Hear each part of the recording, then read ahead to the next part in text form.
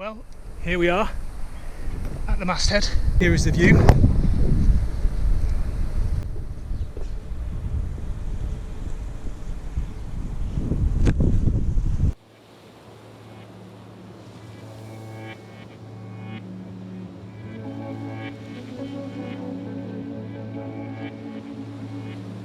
So I'm going to share with you how I go up the mast. Let me just point out, this is not a how-to guide. I am not teaching you how to do this. I do not have the qualifications or anything like that to teach people to do this sort of thing. So bear that in mind as you're watching, and read the comments below this video, because we always get really intelligent comments. There'll be people out there with a lot more experience than I have, and they'll be commenting below. So read that. That's a kind of peer review for what I'm saying and what I'm doing. That said, I am confident in what I'm doing, and the reason that I'm confident is I have actually done a risk assessment for this. That might sound over the top, but if I show you how I did it, you'll see it's just a couple of minutes work and it might save your life. Let me tell you, I've worked in some of the safest places you could ever imagine with incredibly robust safety systems, and I've seen how that works. And because I'm a freelancer, I've also worked in some really dodgy places where it was literally dangerous to go on shift. So I've seen all different ways of doing things. This is my way now, having experienced lots of different things, and I think it's helpful to share it with you because this sort of thing only takes a minute. It's really important.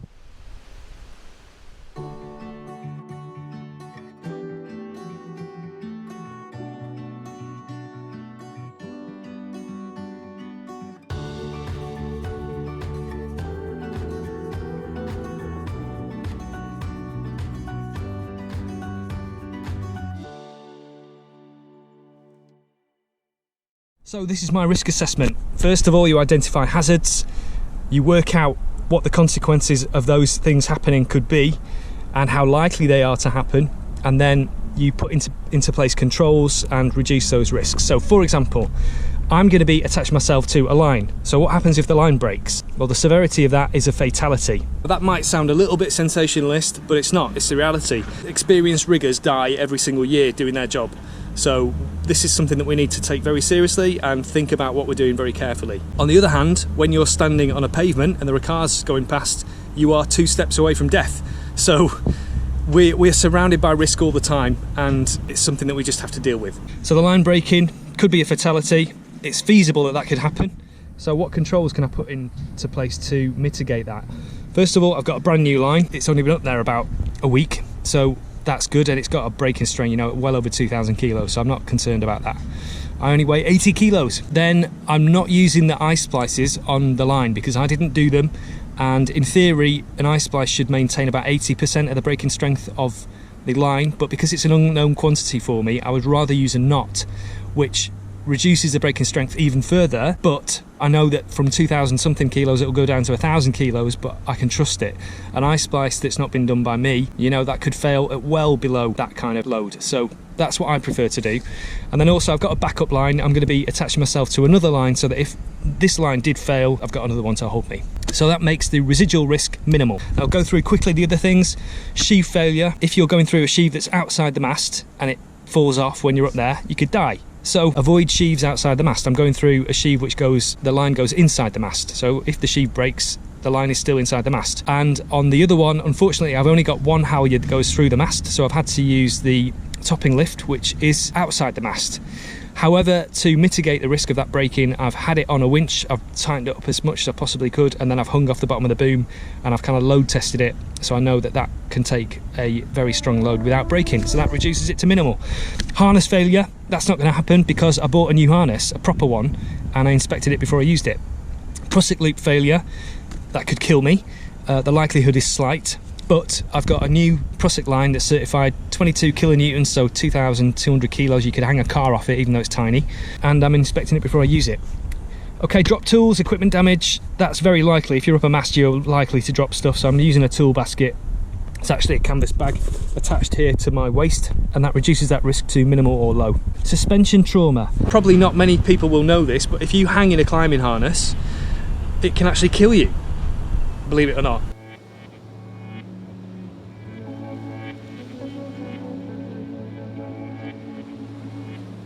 I advise you to read up about this if you ever do use a harness, because it's something to be aware of, and there are things that you can do to avoid it. For example, in my case, Sit where possible rather than stand up, and I want to be sitting down so that my legs are up closer to my heart.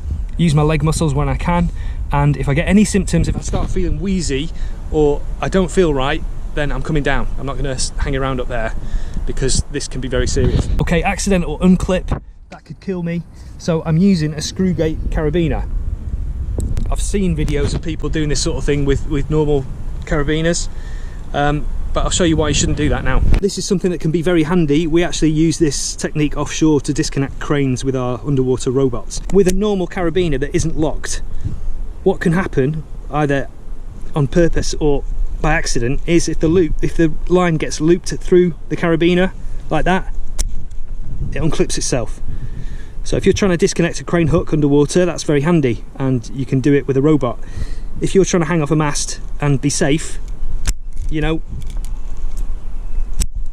it doesn't take much. If you're working up there, you're concentrating on what you're doing, it doesn't take much for that to happen. The last thing on my list is the wedding ring, which I've removed. Again, this is drummed into us offshore. Just Google if you're interested, and don't do this when you're looking at eating anytime soon because it's not nice, but Google wedding ring finger injury. That's enough for me. I've removed the wedding ring, so I've got rid of that risk. So like I say, you know, some people might think that doing a risk assessment for going up your mast is a little bit OTT. I don't. It just takes a couple of minutes, and it makes sure that you think about the risks, and it makes sure that you mitigate the risks. So I am now climbing the mast on my own without assistance, but I'm happy that I'm doing it safely because I've done my risk assessment and I'm taking lots of precautions. So let me show you how I'm doing this. I've got the main halyard, which goes in through the mast. I've got it tied off, so it goes, first of all, it goes through the stopper. Then if that fails, it's tied off on a cleat. Then if that fails, it's tied off with a bowline through a shackle, stainless steel shackle at the base of the mast. So that's not going anywhere. And then, as I said before, I've got a backup, which is the topping lift.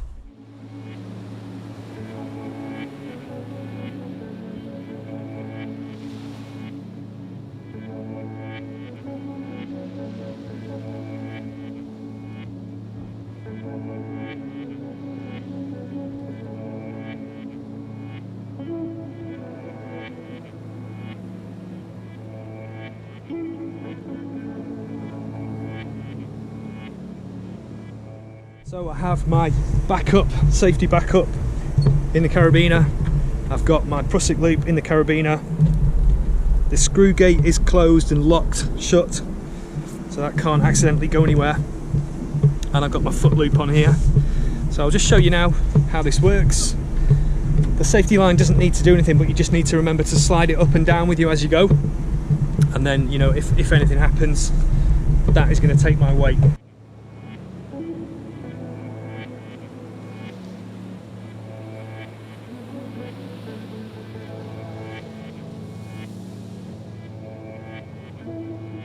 So you slide up the harness prusik knot, then you can sit back on that, it takes your weight, and I can literally dangle there, no hands, no legs, just dangling around, just on this line. Then when I want to go higher, I take the weight off my foot, and I can slide that up, then I stand up, there we go, that takes the weight off the prusik on the harness, and I slide that up, and then repeat the process up and down. Coming down is the reverse. You stand up, take the weight off your harness prusik, slide it down, sit back down, take your weight, take the weight off the foot prusik, slide it down, down you go.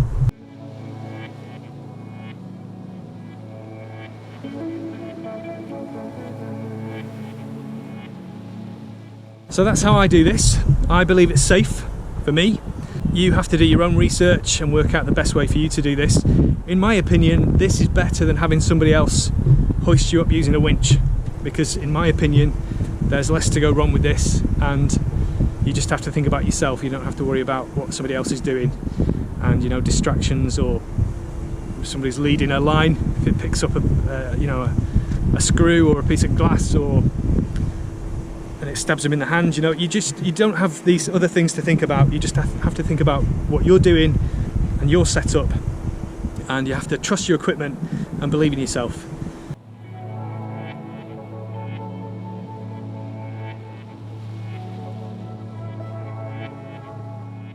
Another advantage of doing it this way is that you can do this on your own. So if you're out solo sailing, as I intend to be very soon, if something goes wrong, you can get yourself up the mast and you don't need another person on board. I hope you enjoyed this video or found it useful. If you did, don't forget the thumbs up. Comment if you've got any feedback, if you want to add to this discussion, and that will help the whole sailing community out. So thank you very much, guys, for your continued intelligent comments on our videos. We really appreciate them, and we appreciate each and every one of our viewers. So thanks very much for joining me. Subscribe and hit that bell if you haven't already, and we'll see you in the next video. Cheers, guys. Ciao.